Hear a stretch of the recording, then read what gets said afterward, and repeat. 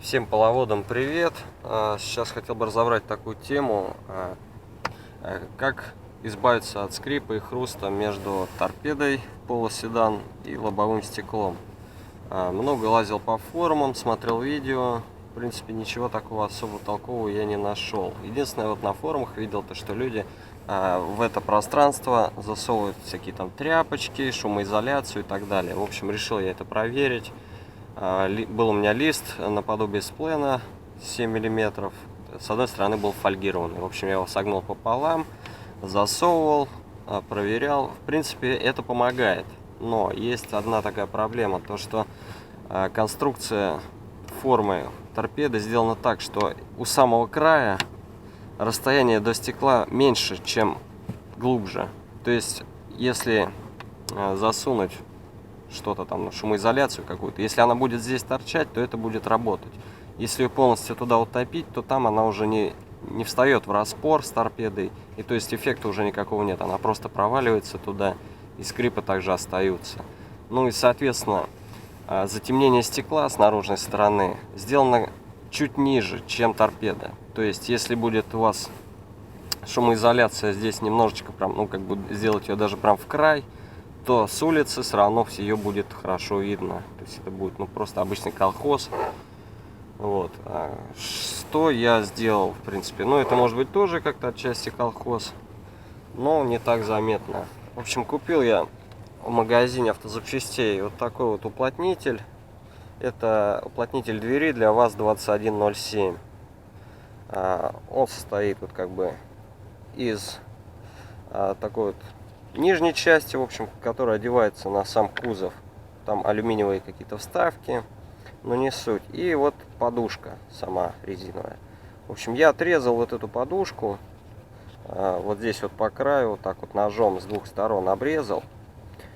Лишние всякие заусенцы все подровнял, естественно, чтобы было аккуратно. Если вот посмотреть вот в разрез, то видно, что если ее отрезать, там будет у вас полукруглая форма. Она довольно-таки гладкая.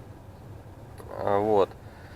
Далее я отрезал нужной длины этот уплотнитель и просто-напросто вот этой уже частью, которая одевается на дверь, просто туда ее засунул. Но засовывал так, чтобы край у меня оставался снаружи, дабы торпеда была в распор, вставала со стеклом. В общем, что могу сказать? Ну, это помогло, я избавился от всех скрипов. Вот езжу третий день, сейчас на улице минус 12. При нагревании печкой торпеда ничего не хрустит. То есть пробовал я это все дело там шатать. Раньше достаточно было просто взять там за воздуховоды или за козырек, просто пошатать. Это был ужасный хруст, такой скрип. На каждой кочке все это хрустело, скрипело. В общем, было все как в Жигулях.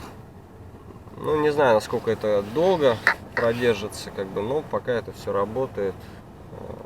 Может быть, если у кого-то есть какие-то другие варианты, кто-то что-то придумал более интересное, пишите в комментариях, буду рад все это попробовать, протестировать. Ну, пока, в общем, как-то так. Все, вот, не знаю, видно или нет. Просто остается такой небольшой кантик черного цвета, который, ну, практически сливается с торпедой. С улицы это тоже, в принципе, нет никакого колхоза. Сейчас покажу вам. Ну, практически это незаметно. Это как заводская какая-то полоска. Ну, даже ее никто не заметит после этого. Только вы знаете, что там что-то у вас засунуто. В салоне то же самое, как бы. Все это, в принципе. Никто, вот сколько я людей возил, никто на это не обращал внимания. Только я как бы на это смотрю, потому что знаю. Ну и то уже, в принципе, привык. Все, всем спасибо.